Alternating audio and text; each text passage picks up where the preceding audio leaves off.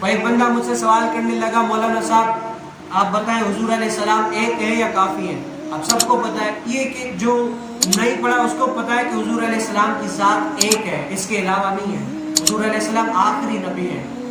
میں نے کہا ایک ہے؟ کہا کہ اگر ایک ہے تو دنیا کے اندر کتنے سارے موت ہوتی ہیں۔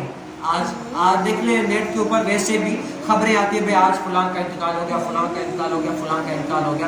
تو کہا کہ اور جگہ بھی مختلف، اور شہر بھی مختلف، اور بادشاہ بھی مختلف، یعنی بہت ساری جگہ، جتنے سارے ملک ہیں، جتنی ساری زمینیں، وہاں سے لوگ جو ہے نا مرتے ہیں بہت سارے۔ کہا کہ حضور علیہ السلام ایک ہے تو حضور علیہ السلام ایک کتنوں کی قبر میں جائیں گے؟ آج یہاں پر انتقال ہوا، یہاں پر جائیں گے، وہاں پر جائیں گے، کیسے جائیں گے؟